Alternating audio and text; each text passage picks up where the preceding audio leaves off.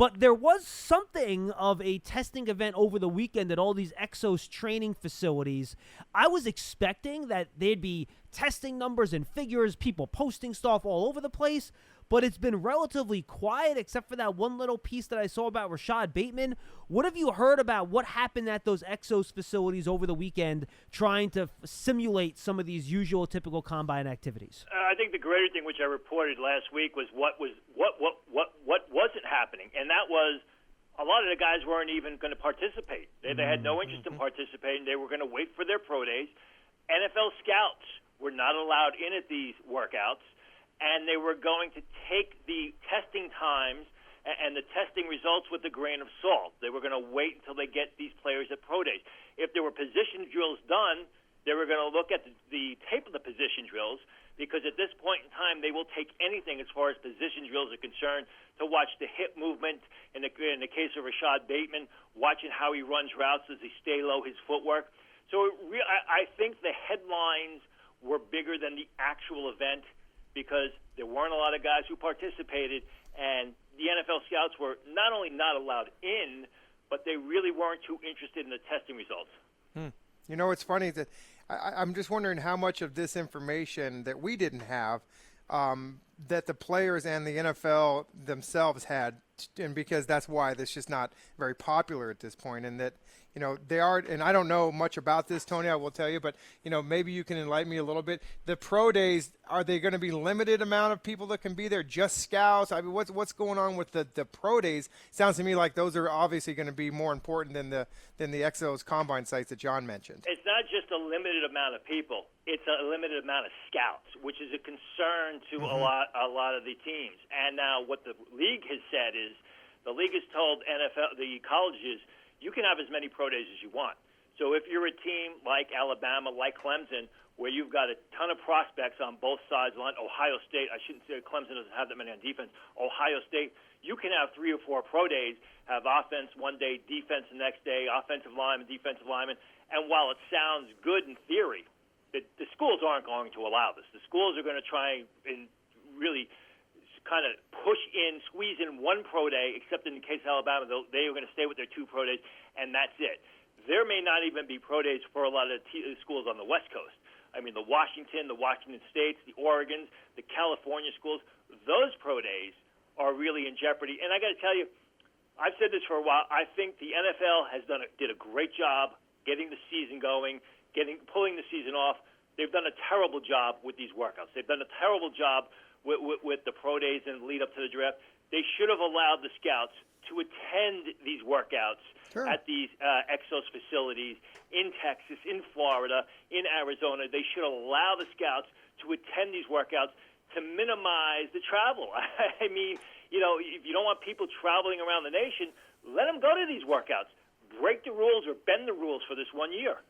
Yeah, I'm with you. You get everyone in a centralized location, you get it done, you do it safely, and then that helps you in the long run.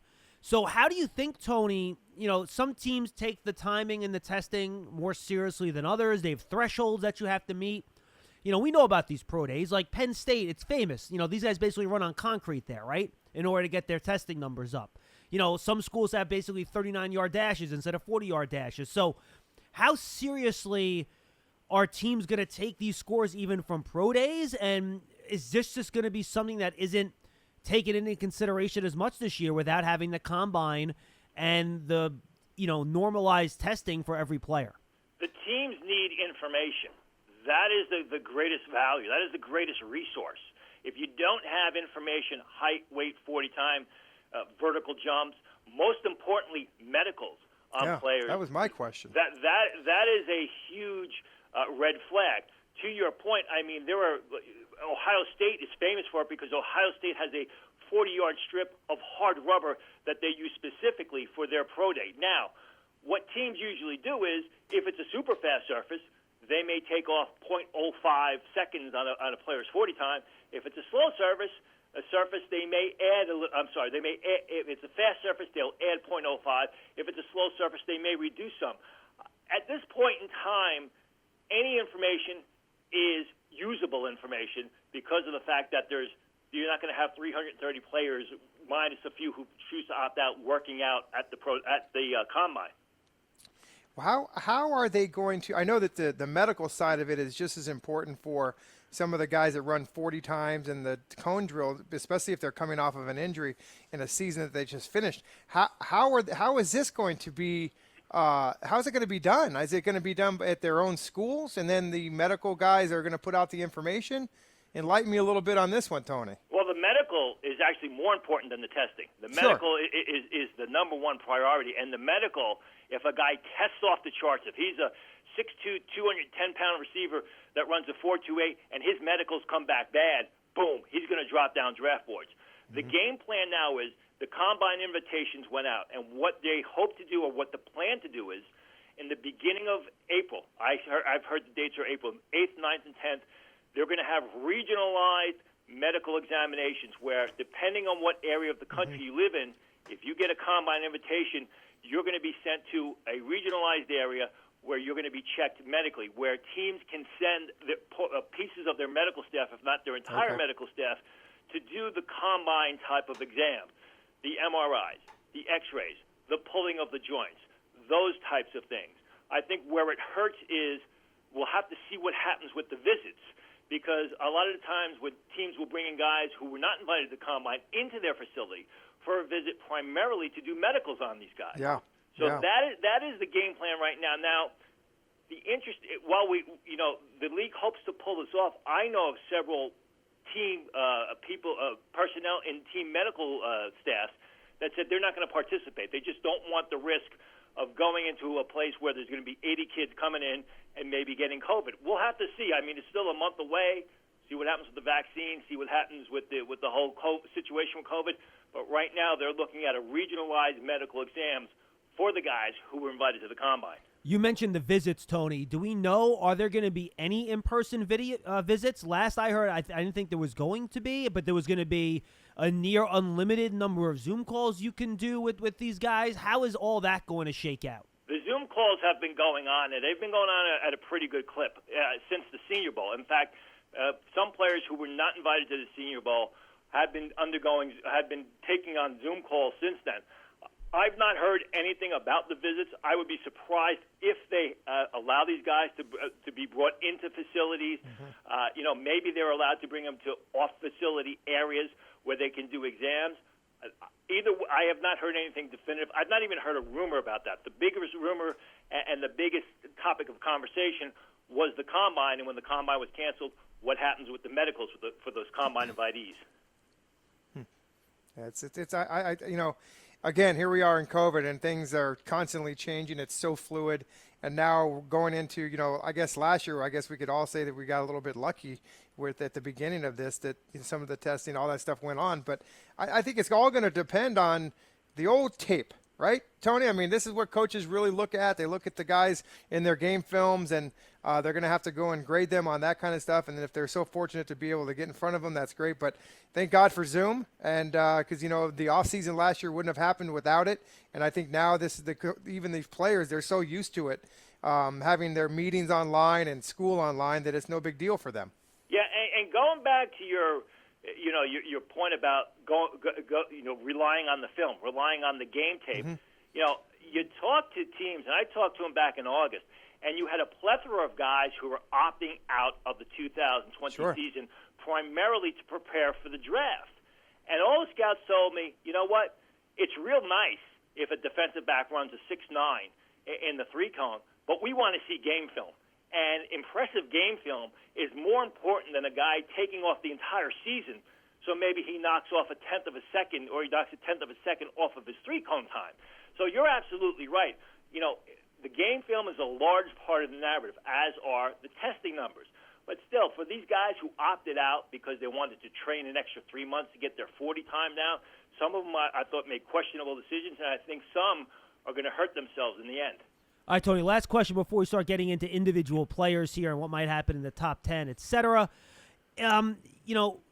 You mentioned all these things that are different. I think another thing that people don't talk enough about is that these scouts were not allowed on campus for the most part this year. So, we've talked about the medical, we've talked about the testing, we've talked about the game film. Getting background on these guys and the off-field stuff, how is that impacting the scouting community this year, these teams not being able to have their scouts on campus throughout the season? Well, you you want your scout on campus to watch practices to see how a guy practices. Is he out there? Is he enthusiastic? Is he dogging it? You want to see body types. You want to see movement. You want to see how engaged he is during practice. They will be able to get some of the information from the coaches, from the coaching staff at a particular school. I don't think it's going to be as extensive in the past because the guy, can't see North Carolina State practice on a Tuesday, talk to the coaches, see North Carolina practice on a Wednesday, talk to the coaches, go to Wake Forest on Thursday. So it's going to be a significantly less detailed. They will have some, but yeah, again, like everything else, like the medicals, like the testing, it's going to be reduced, which is why I say any information this year is usable information. Of course, what happens too is that when you ask coaches and they're their own players, they're gonna bend the truth a little bit. Oh, he's great in the weight room. He's great on the field. He runs around. When you got your own set of eyes on those guys, it's a little bit different. Well, he said he was great on the field. He hustles around. The guy sits on the water cooler all day. I mean, so there's a lot of things to take away from that, I'm sure. And a lot of times the coaches like to pump up their own players anyways. And I know that those scouts love to get in front of those guys and just to see with their own eyes how they can run through practice and, what their energy level is and most importantly, some of their leadership skills. Even the body types. I mean, when you're looking at a guy in shorts, you're looking for certain things. You're looking to see if he's got scars, because scars is a telltale sign that he's had some surgeries. Sure. And that may not be as doable this year. Yeah. All right, Tony, let's take a look at some of these players here. The Giants will be keeping a very close eye on at number 11 what players might be left on the board when they select. So I guess we could start here. How many quarterbacks do you think are going to the top 10, and how busy do you think the trade market's going to be for people to try to move up in front of the Giants to get some of these quarterbacks? I think right now you're looking at 3 quarterbacks in the top 10. Obviously, Trevor Lawrence, Zach Wilson. That third quarterback, I lean towards Justin Fields, although a lot of people feel Justin Fields is going to fall out of the top 10. Some people have Trey Lance in the top 10. I'm a little bit concerned about it because he's only played 1 year of college football, and that started 1 year of college football, and that was in the Division I AA level. So whoever that third quarterback is, I think there'll be 3 taken in the top 10. I think it may be a stretch to get 4 guys, 4 signal calls in the top 10. How about Mac Jones? We saw Peter King write this morning, Tony, that a lot of teams, because he's a safer player, to your point about Trey Lance's experience, that they might have Mac Jones ahead of Trey Lance on their board just because they're more comfortable with what he showed on tape this year. Yeah, absolutely. Not only at tape, but at the Senior Bowl. Because if you were at Senior Bowl practices, he was fantastic. And his 3 days of practice at the Senior Bowl was almost like a seamless transition from the national title game. You thought that the receivers he was throwing to at the Senior Bowl were the same receivers he was throwing to at the national title game because he was so in tune with them. He was so accurate. I could understand that to a point. In fact, I've said that after Trevor Lawrence, Mac Jones, I believe, is the most NFL-ready quarterback in this year's draft. With guys like Justin Fields, with guys like Trey Lance, there may be more bumps in the road. They have greater upside. But if you rush them too soon, they may not be able to handle it. I could see that.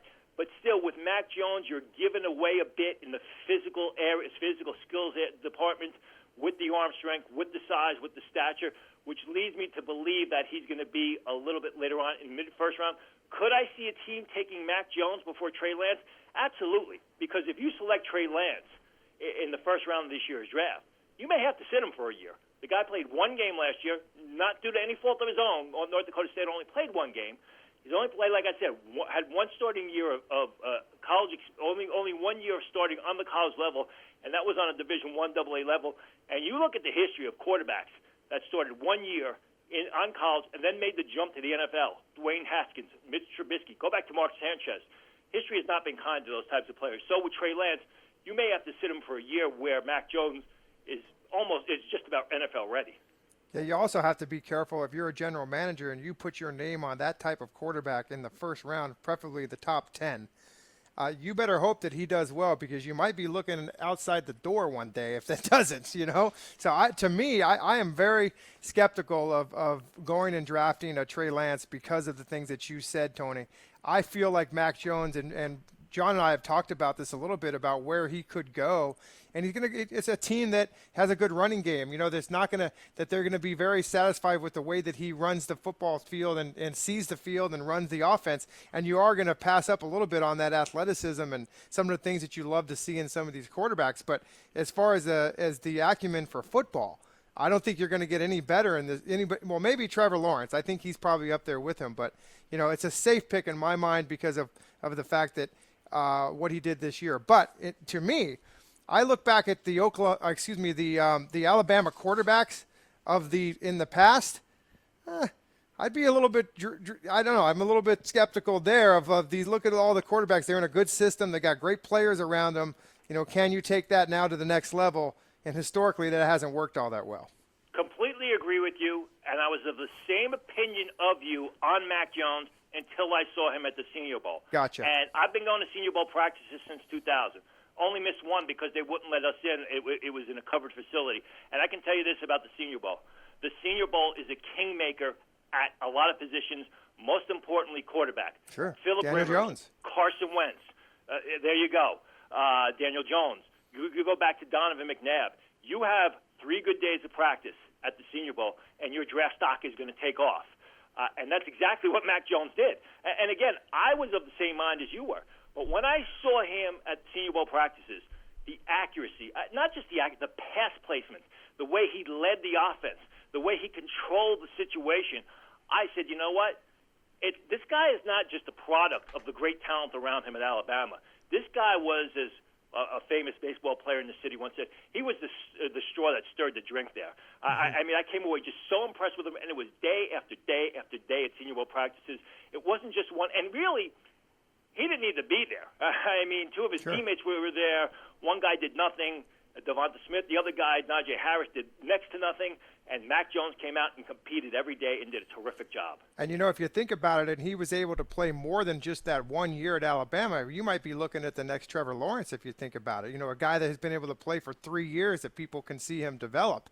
And then you're in a different situation. But, you know, I feel like he's a guy that can definitely get better.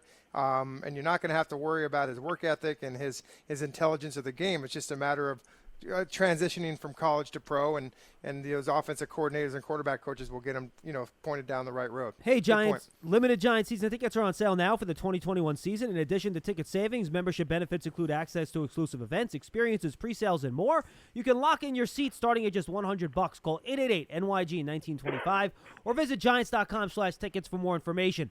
All right, Tony, let's go to some of the guys the Giants might consider here. One big piece of conversation, as Jeff could attest to the last month, ordering those top 4 playmakers. Kyle Pitts, who will throw into the mix, with Jamar Chase, Devontae Smith, and Jalen Waddle.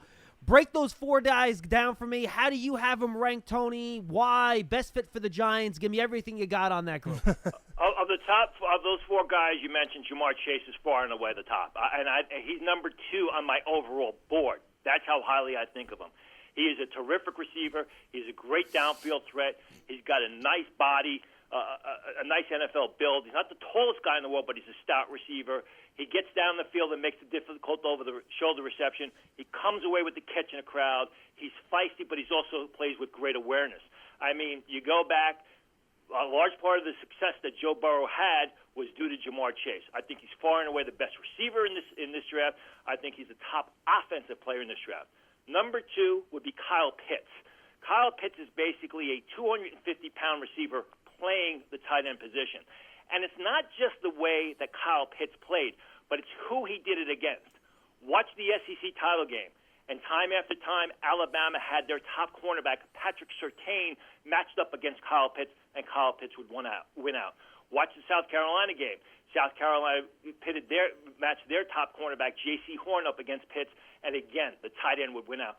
Watch the Georgia game, where he consistently beat the Georgia defensive backs, and they got 3 defensive backs that are going to be top 45 picks. So Pitts is, and I do not like tight ends in the top 10, but this guy, you know, he is what you would call a special player at that position. Then it would be Devonta Smith. Devonta Smith is a great receiver, good downfield receiver, excellent vertical receiver, comes away with the difficult catch, great awareness. Size has always been a concern, and I think he just exasperated that by his antics at the Senior Bowl.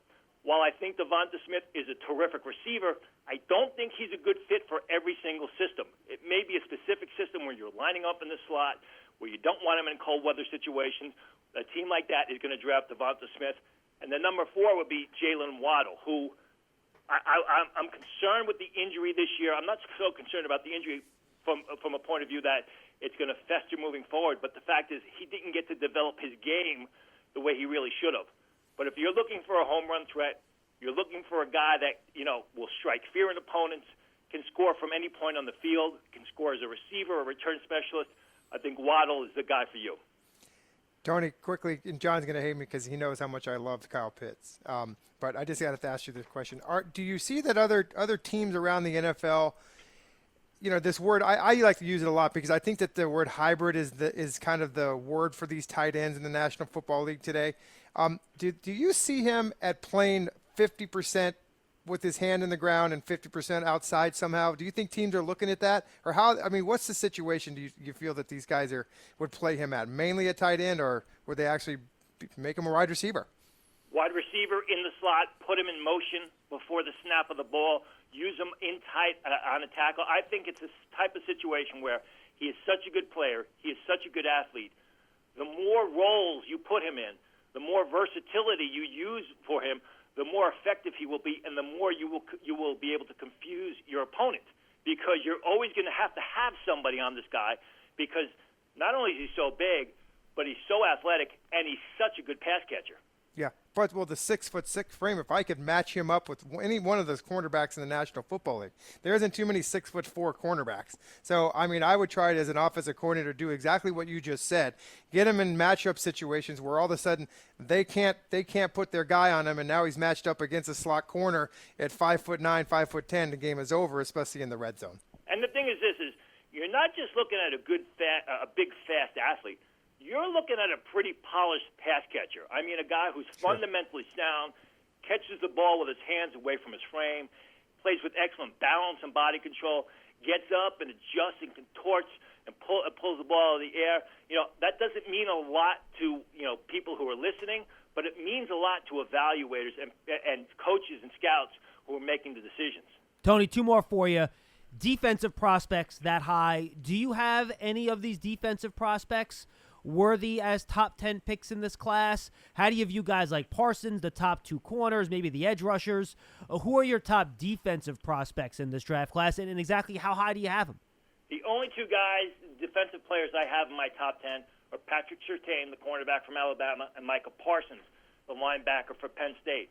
Parsons is a guy who decided to opt out, as we all know. He's a great athlete. He gets from point A to point B in no time at all. He's outstanding in pursuit, fast in a straight line, fast laterally, forceful. My concerns about Micah Parsons is his instincts need a lot of work. His instincts need a lot of polish. Micah Parsons was able to make plays on the college level because he was so athletic and so fast, and he was able to make up for his ability because when he reacted late, and he was able to get to the point and make the play. That is a concern for me, which is why I've dropped him, why he's dropping down some draft boards. I mean, you talked a year ago, people were mocking him as a top 5 pick. After that, Patrick Surtain I have graded slightly higher than Micah Parsons. Big, tall, physical corner, goes over 6 foot, great bloodlines, terrific athlete. He's physical. He's got solid ball skills. The one thing about Surtain that bothers me, does a lot of face guarding. Tends to struggle at times making plays with his back to the ball. Late getting his head back around to locate the pass in the air. That is a killer. That can be developed. We've seen it develop before, but that can lead to a lot of blown plays and a lot of big plays given up by rookie cornerbacks in the NFL. Just follow up quickly, Tony. How high up do you have Farley and then your top edge rusher, which I think is a really interesting high-risk, high-reward type of class? I think it's the same thing with Farley. I mean, Farley right now is my number 21 player on the board. The thing about Farley is I have I have notes on Farley since he was a freshman at Virginia Tech because I like Farley. But my problem with Farley is he was never a consistent shutdown cornerback. He was never a guy who dominated play after play after play. He's got excellent size. He's got excellent speed. He's physical, but he's prone to lapses here and there and giving up some big plays, which is why I don't have him graded as highly as other people. Yeah, actually, funny, Tony, really quick. I just want to chime in. When I watched him, you're right. He wasn't as fundamentally sound. Guys would get behind them. I don't remember the last time I saw a cornerback that was able to recover after getting initially beat like that, dude. Like, fast receivers that have like 2 or 3 steps, and all of a sudden he's like, zip, catching up, making a play on the ball. Like, his raw physical tools are sick.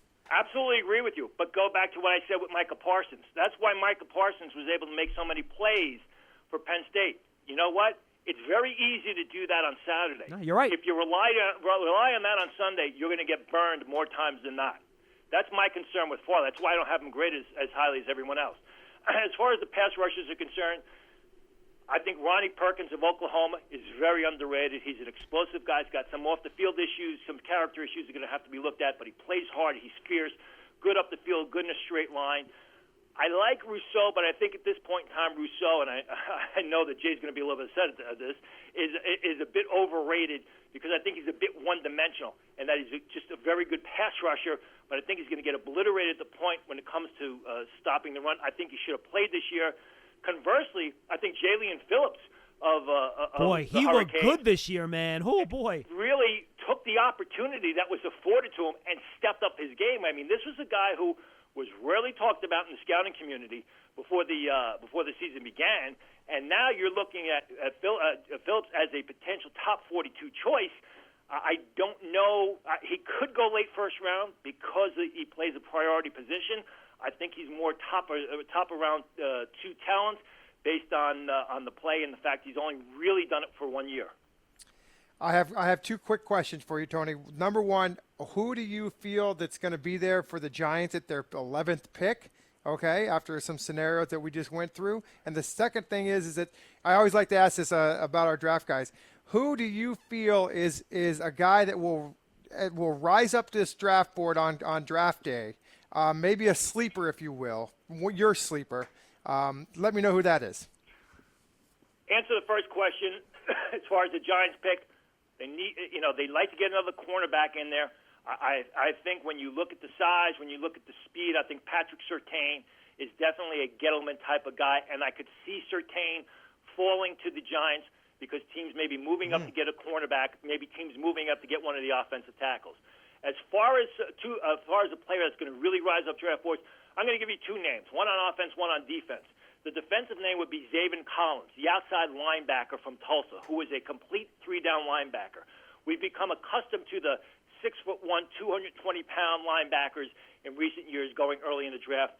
Zaven Collins is 6'3", 6'4", 250 pounds. He's a throwback type linebacker, a guy who, I don't want to say he's Lawrence Taylor, but he plays that type of game. Big, physical, strong, forceful up the field on the blitz, can play in coverage, a pre-med major, which tells you something about what's going on between his ears.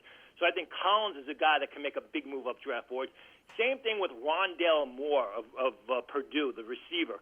Here's a guy who I don't know why he doesn't get the pub that Jalen Waddle does, but like Jalen Waddle, he can score from any point on the field. He's a threat anytime he steps to the line of scrimmage. If you watched Purdue had no offensive weapons except for Rondale Moore. And opposing teams knew that Rondale Moore was going to get the ball, and they couldn't stop him. The one thing about Rondale Moore is when you watch the film, I've never seen a guy with such incredible explosion and acceleration in the first 3 yards after he's caught the ball like this guy is. He gets the first step on defenders, and he is gone. How big is he? 5'9", right? He's probably slightly shorter than Jalen Waddle, which is why he's going to be pushed down draft boards. Tony, final question for me. I'll give you one scenario, and then we're going to have Tony on again, folks, closer to the draft, get some rumors, and go a little bit deeper at some of these spots. This was a good way to start the week, though, to kind of give a good overarching vision of what's going on with the draft. Giants sitting there at 11, Tony. They can choose between Surtain, Waddle, Parsons, and I'll throw Rashawn Slater into the mix, too. How do you order those guys, and what do you think the Giants should do given their needs? I think you got to, with that situation, the best player available also fits a need with the Giants, with any of them. So I would take Surtain, then Parsons, then Waddle. I'm not as high on Rashawn Slater. as other people are. Rashawn Slater was a very good left tackle at Northwestern. I see him more as a zone blocking guard. Short arms, is that your worry with him? Well, short arm. He's not that tall to begin with, but he's very mobile. Here's the thing about Rashawn Slater, which someone's got to explain to me. Rashawn Slater came into the season graded as the number 2 senior offensive lineman in the nation, behind Trey Smith of Tennessee. Rashawn Slater, coming into the season, was given second-round grades by NFL scouts. Rashawn Slater opted out of the 2020 season. So I don't understand all this love, how all of a sudden he's shooting up draft boards. He's a top 10 pick, and he's ahead of Penny Sewell. I just don't understand it. Now, I'm going to go back and rewatch the film because I did my film work on Rashawn Slater last summer. I'm going to go back and watch it again to see if I maybe missed something. But I just don't see how a guy who was graded as the number 2 senior offensive lineman, graded as a second-round pick coming into the season, now all of a sudden is getting top 10 love. Tony, great stuff. Tell the folks where they can find all your stuff. Find us at Pro Football Network, or as I tell my wife, the easiest thing to do is just Google Tony Pauline. You'll find out where I'm at. Tony. That's a great answer. Great stuff. We will have you on closer to the draft to kind of dig in the latest rumors and then a little deeper on some of this draft class. All right, bud? Thank you, for Tony. having me. Tony Pauline, he's the best. And no one better to lead off our faux, fake combine draft week show thing that we're doing here. He's one of our favorites, and we love Tony. He's great. Does a fantastic job. So, Jeff, anything new from that you're like, maybe I wasn't thinking about that before? Well, to start at the beginning of the conversation, just all about, just how everything is going to be tested and how these guys are going to work. I got to believe that, these guys that did opt out, I think they're a little bit of a disadvantage, unfortunately, because of what happened. But I think that, for the most part, teams, the medical part of it is going to be so important. So we'll see how that goes in those sites. John, I think that for some of our listeners too, these exos, Exos, workouts, combine stuff. It's Exos is a group that they run the programs for all of the footballs, right? Is it the Exos? The computer stuff? Well, no, those are actually 2 different companies. I think. They are. Okay. I believe they are. Yes, Exos is also they run a. It's funny, and I trust me, I thought they were the same company too, but I think they're actually different. Okay. Exos, one company helps, it's basically a computer program that helps you watch game film on it. Then you have these Exos training facilities, EXOS, that they're basically off-season football combine training facilities. Interesting. Yes. Okay. Yeah. Okay. So that's what I was confused about. I didn't know who was running these types of things and were they just kind of making them up somewhere. But these are actually legitimate facilities these guys go to train for the combine. Yes, and Exos brought in Mark Dominic, the former GM of the Bucks, to actually set these things up. Sure. And it's funny, like over the weekend, Jeff, I was waiting for the internet to go nuts about what all these guys tested at and weighed in, and I'm looking, I'm watching, and I'm like, what the heck? Like there's nothing here. Yeah. So I guess it's just a matter of, to Tony's point, that A, guys weren't allowed there, but B, a lot of the players decided not to do it and were just going to work out at their pro days instead. Yeah, I know that when I was in my playing days, I had surgery on my knee back in Phoenix, and there was a place called Athletes Performance. And similar place.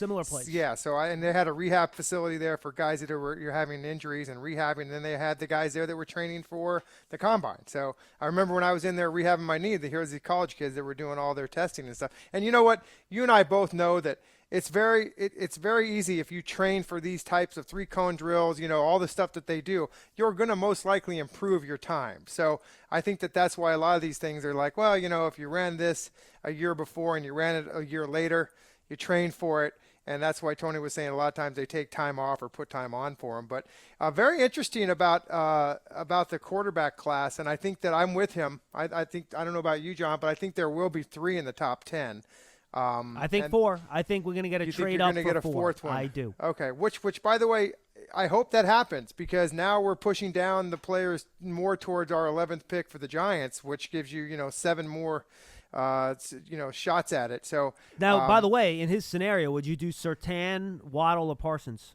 Or Slater, for that matter. Here's the thing that kind of made a little sense to me, and I haven't really so much thought about the cornerback position because I just feel like there's just, the way that Dave Gettleman has been talking about wide receiver. And, of course, if Penei Sewell is there, you would certainly take him. But Tony said something that kind of resonated with me was that, Patrick Surtain is a Dave Gettleman type of cornerback, which really kind of, I don't know, I think that. And by the way, I also think he's a Joe Judge type of cornerback. And I think with corners and wide receivers, Jeff, and I'll just throw out this is the reason why, and then you can finish.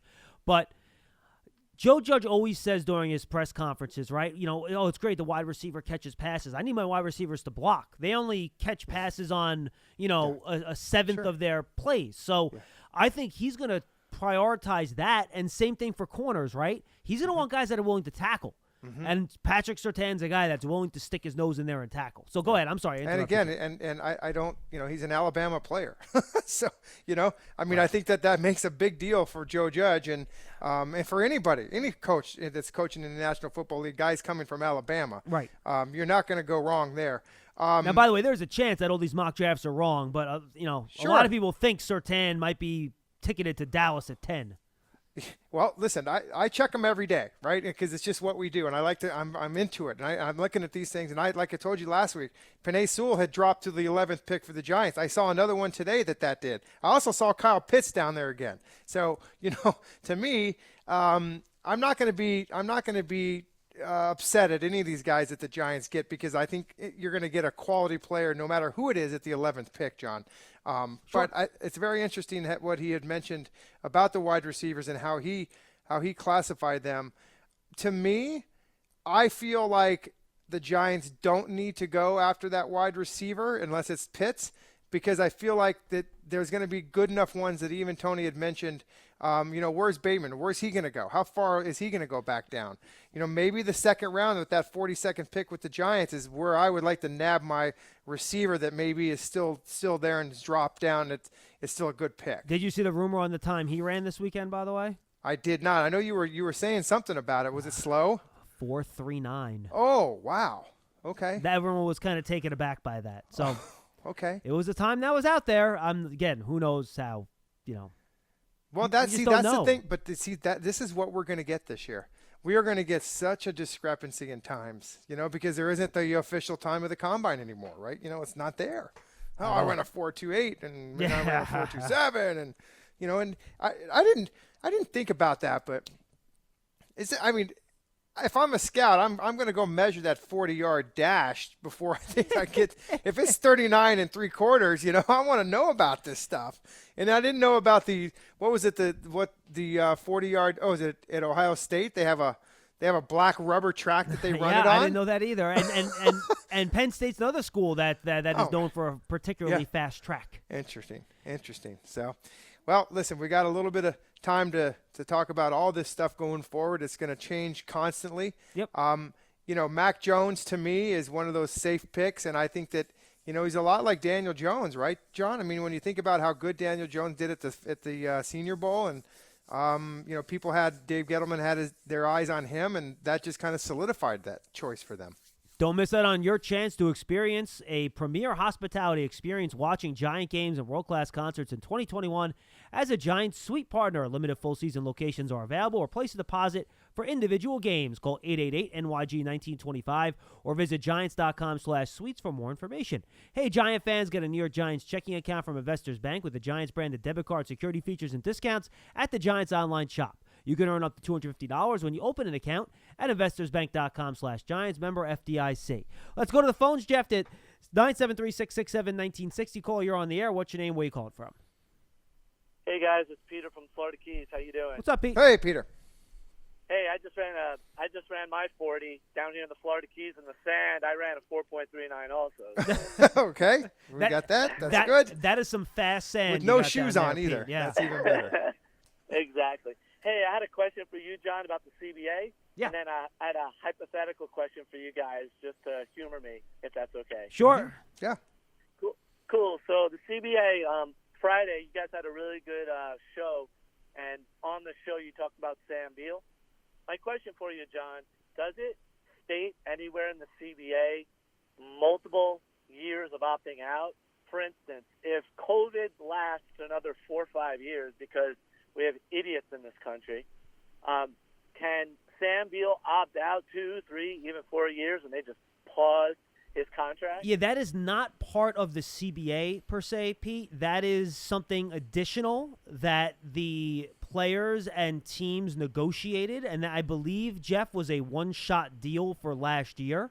So any other additional specific COVID measures would have to be renegotiated again in 2021. My guess would be the NFL, and again, this is just a guess, don't hold me to it, given the fact that these players should have vaccinations available to them at some point this summer before training camp begins, that they will not allow players to opt out because they will have the option, if they so choose, to get the vaccine.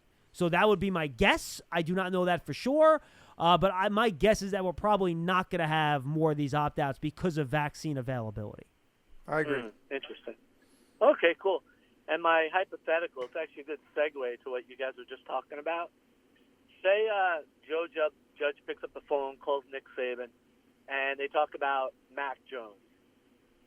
Saban says that he's special. Giants evaluate him and give him a first-round grade. Okay? Say Mac Jones slips to the third round. Giants are on the board.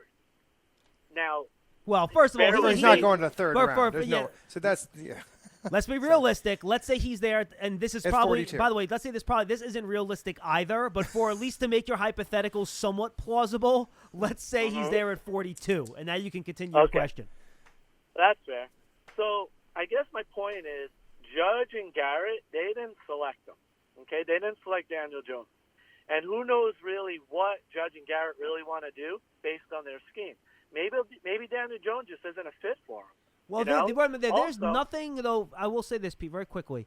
There's nothing that Mac Jones can do from a physical standpoint that Daniel Jones can't do. I would believe, I would think that Mac is more accurate than Daniel Jones. Yeah, right, but that's a skill. That's not going to, determine scheme fit. You know what I mean? Mm-hmm. So you don't think that if the Giants are sitting with their second pick, they would want to hedge their bet and pick Mac Jones? Oh no! They might. If they get there to 42 and like Mac Jones is like the seventh player on their board. I mean, Dave Gettleman has been very clear that he is not worried about picking above somebody on the depth chart.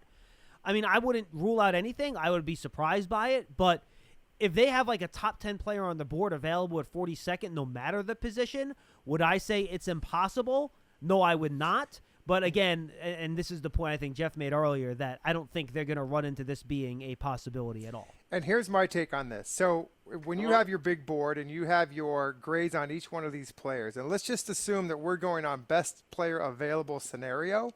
John just hit on it. Dave Gettleman is not going to be afraid to pick above the player, okay? So that's one thing. The other thing is this. Daniel Jones, this is a big year for him, and I think that if he has a great year, and we hope he does, then, that's all fine and dandy. But what happens if all of a sudden Daniel Jones isn't what you think he is, and the Giants drafted a Mac Jones at number 42, okay? Well, they're not going to get a new contract with Daniel Jones going forward. They're now going to have another quarterback there, so that they just drafted. So I see nothing wrong with it. I don't think it'll happen, but I feel like the backup quarterback position to me is very, very important in the National Football League today. And more importantly, it's a young one, and it's a cap-friendly one. Remember, these guys are on second year will be on 4-year contracts, but you don't have to pay them a lot of money. So that's my take on it. And again, hypothetical here. Will he be at 42, especially for what you and I and Paul just talked about? I don't think he's going to be there. Wow. I am actually surprised that you guys think that it could potentially happen. I thought you guys were going to say I'm nuts for even bringing it up. Oh, no. We would no. Look, Pete, if you would have said picking him at 11, we would say you're nuts. But if he's sitting there, agree. Look, if he's sitting there in the second, look, these are a lot of ifs here, a lot of hypotheticals. If he's sitting there at 42 or what is it, 43, wherever the Giants are picking. 42. It is 42. I'm sorry. If the Giants are sitting there at 42 and he's there and they have him graded as like a top 10 player, then they would consider. I mean, maybe on their draft board they have Mac Jones as the 55th player on their board. I don't know where they have him ranked. Right, So right. these are all a lot of, hypotheticals we're kind of putting into a churn here, and that's kind of what's popping out. Yeah, and I know there was a lot of variables there. I guess the key, what I'm saying is, Joe Judge has Saban's ear, and Saban can sure evaluate people. And if he says, "Hey, this guy's special," just like Tua is special, maybe that sways, decisions, specifically with the new coach and the new offensive line that never picked Daniel Jones to begin with. Thank you, Yeah. Pete. Yeah. Thanks, Pete. guys. Appreciate You're it. welcome. No, but look, I want to make this clear, though, before people start trying to accuse us of trying to replace Daniel Thank you. Jones here, Please do. because I don't want to be getting a phone call when the show's over. I'm just kidding. We wouldn't get that phone call because no one's listening anyway. I'm just kidding. So, But from what I'm saying, John, like and it all depends on. And I prefaced the whole conversation before by saying we're going to go on best player available here, right. and that's really what predicates the pick. Right, and I'll just say this again. Joe Judge has been as fierce in his, putting down his money on the table that Daniel Jones is the team starter next year. He has not been as firm about that as nearly anything over the course of the last year we've known him, right? He's always hedging his bets, doesn't want to commit to anything. He has committed to Daniel Jones. Period. Stop. Dave Gettleman has. John Mara has. Now, that doesn't mean you don't draft another player at that position, but they are not looking to replace Daniel Jones. Let me be very clear about that. Mm-hmm. That is not what they're looking to do. If a player falls into their lap that's graded so highly they can't pass him up, who knows? Maybe that could happen. No way to know. But if it did, John, right, then it happens. Right. You now you've got yourself a high pick. And Jones has missed, 5 games due to injury the last 2 years? My point. Yeah. Exactly. So, and here's the other one. We know that year 3 is going to be really big for Daniel Jones. Daniel Jones is going to have to show the fans and the organization something this year, okay? And if they ended up drafting a quarterback at that 42nd position and Daniel Jones didn't have a very good year, they've already got a quarterback in the line. So I'm just saying it could make sense. I doubt it's going to happen, but if it does, there's reason for it, right? Reason meaning best player available reasons. That's my point. I don't think they're looking to draft somebody to replace Daniel Jones, speaking because Joe Judge has been committed to him. We know that. I know that for many reasons, because we don't want to start talking about quarterbacks at the 11th position. Maybe some people do. Charlie. But not this year. We're not going to do it. We're going to have to wait and see. This time next year, we'll be having this conversation, or we may not be having this conversation. Well, hopefully we're not having That's the what I'm saying. I'm hoping right. not that Daniel Jones goes to the Pro Bowl and brings his team to the playoffs. And, and if they did draft a quarterback at 42, he's sitting there learning underneath Daniel Jones. There you go. 973-667-1960. Let's go back to the phones. We'll try to squeeze in 2 more callers, but we only have 1 on hold. Caller, you're on the air. What is your name and where are you calling from? Yes, hi. It's Duke from Queens. Duke, what's up? Hi, Duke. Hey, how's it going? Hey, what's up, Jeff? I wanted to just talk about what I would do in the draft. Sure. At first I was really against drafting Kyle Pitts because of the nature of the past first-round tight ends and how they've, played out in the NFL. But then I was someone brought the point up to me that, if you're able to get a large sum of production out of a tight end, then tight ends, it's a fact that they get paid a lot less than the wide receivers in free agency. Yep. And yet they still are a portion of the – can you hear that? I'm sorry. No, Duke, that's okay. Just keep your head down, man. Watch out for those cops, dude. So and that's a good point, that they get paid less, yet it's still sort of the same production. And so that's making me think more about maybe getting a Kyle Pitts at 11. But my biggest concern still is the offensive line, and that's sort of why I want to go the Rashawn Slater route. And I'm not afraid to put him in at guard because we still don't know what's going to happen with our guards and how they're going to play out in the future. So that's what I'm saying. You try him at tackle. If he's great there, good. Otherwise, I really think you have a plug-and-play all-pro guard with that guy. After watching him, he is going to be like whoever drafted him will be that team's version of Zach Martin. That's what he's going to be. and I do not say that lightly, but that's how much I liked him on tape. Exactly. And besides that, if another thing, and I think I'm in the minority with this, I actually think Jalen Waddle has a really high ceiling. And I think, I may sound crazy, but I think I would put Jalen Waddle's ceiling above any other wide receiver in this class. And I say that just because of what he's able to do after the ball is in his hand. Like, I get the Jamar Chase's appeal. Like, he almost seems like the more safe guy. No, Duke, you're right. If your priority is making a play with the ball in his hands, then Waddle would be your guy. Exactly. And I don't – okay, I have a question because I didn't have one, but now I have one, and then I'll take it off here sure. to let other people talk. Yeah. Out of the 3 wide receivers, which do you think is the best fit for the Giants offense? And that's my question. Thank you, guys. Okay, thank you, Duke. Jamar Chase, and it's not close. Mm-hmm. Jamar Chase, like we talk about, we think Devonta Smith can be your ex. Waddle, he's slottish, but a speed slot guy. You know what Jamar Chase is? Jamar Chase is DeAndre Hopkins. You put him out there, he's your ex. You put him on the line of scrimmage. He's physical. He does everything you want a player to do to fit that role. He fits perfectly with Slayton, who's your deep threat, Shepard, who's your slot guy. Chase does everything well as that, prototypical X wide receiver. Jeff, for me, that answer and question is an easy one. Yeah, well, it's not a realistic one. It's not going to happen, right? I mean, he's gonna be gone. So I think from the guys that we have, that the Giants may have availability to, I don't know, John, who do you think the next guys are? I would say probably Smith. I would say Smith and then Waddle. Though I've had people argue that they think Smith might be more of a flanker, more of a Z than an X. Yeah. But regardless, they all can make plays after the ball's in their hands, and that's what you want out of all these guys. You want playmakers, and that's what Dave Gettleman's looking for. All right, let's do one more call, Jeff, sure. before you Thanks go for goodbye. the calls, yep. Yeah, 973-667-1960. Call, you're on the air. What's your name? Where are you calling from? Hey, it's Scott in New Mexico. Scott, hey, Scott. Hey. I don't know if you guys heard J.J. Watt just signed with Arizona. It's about oh my God, where did that one come from? Arizona, huh? That I one's did like not out of see the that. blue. Thank you, Scott. Okay.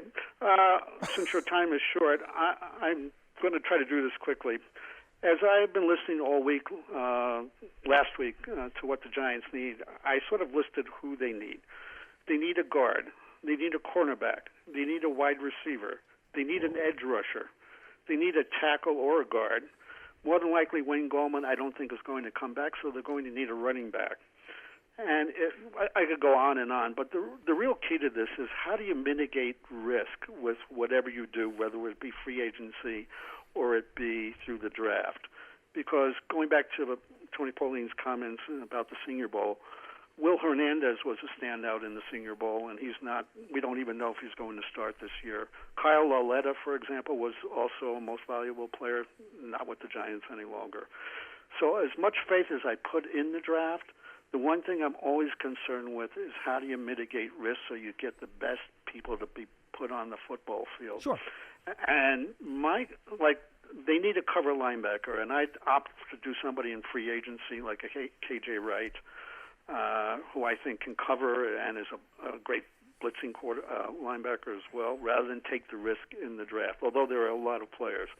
But my central question, then I'm going to get off the air because I know you guys are short on time, is if you're leaning one way or the other and you have specific positions that are of utmost importance, do you opt more for somebody with experience like a Richard Sherman or a Patrick Peterson for that cornerback position, or so that you can be competitive this year as opposed to a long scheme type of approach where it might be 3 or 4 years before you can actually get into the playoffs?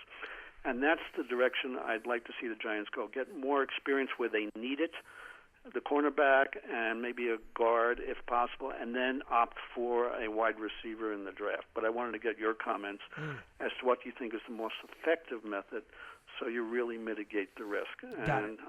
And now, thanks, guys, for taking my call. Thank you, Scott. Yeah, thanks, Scott. If you want to mitigate risk, do not draft a cornerback. Cornerbacks are, even the best ones struggle in their first year. So if your priority is to be really good in year one, then the cornerback might not be for you. to be honest with you, because he might look. Remember Jeffrey Okudah last year, Jeff? Did we hear one bad thing about Jeffrey Okudah leading up to the draft last year? And he did not have a great year for Detroit. So these corners can struggle in their first year. So if you want to be safe there and mitigate risk, go get a cornerback in free agency. Wide receivers, as we've talked about, you can kind of get one of those guys.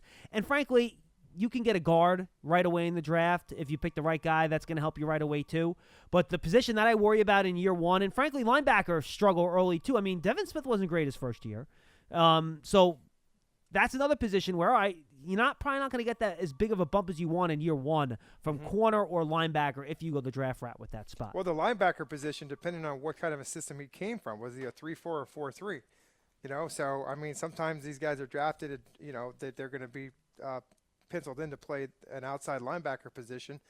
I agree with you. I think when you want to mitigate risk, you and this is the whole thing about free agency to me.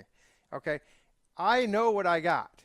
I got history behind veterans that are free agents. I can see how they played. I know their medical histories. I know how they graded out. So as long as I don't overpay for them, because history tells you, John, and you know this. You don't get a lot of it. Free agency is a crapshoot. It really is. Not as much as the draft, though. But my point is it costs you more. That's true. Yeah, you're right. It costs you more to you have. There's not as much unknown, but it costs you more. Where the draft, there is a lot of unknown, but it doesn't cost you a lot of money, and you're going to put credence in your coaching staff and people to develop those players. That maybe one day you might be able to hold on to them in a second contract, but. I'm with you as far as mitigating risk as you go with the veteran players. And I think that the cornerback, the linebacker position, I think the other position, the lineman, the interior lineman, I think you can probably get away with a little bit more mistakes, but your tackles, I don't think you can. I mean, you got to. Well, you know what, though? Tell that to Tristan Wirtz, Jedrick Wills, and Mekhi Becton last year. They did pretty good in their first year. They did. And but, yes, generally speaking, I think you're right. So, and then with defense, I think the interior guys, you can take a little bit more risk on those guys because they're not they're not going to lose games with those. And by the way, players. Edge players take a little while too. A lot of times 100%. those edge players don't come out right away either. Well, it's because look what they're going against. They're going against your third and fourth highest paid players on the roster, and they're good. Yeah. And by the way, Jeff, really quickly, the Cardinal contract for Watt, according to Adam Schefter, and J.J. Watt announced this himself, so it's not 15? Exactly 2 years, 31. Okay. So 15.5 per. Guess how much of that 31 is guaranteed? 31. 23. Okay. It's a lot for a guy that's over 30 and oft injured, but interesting. Yeah.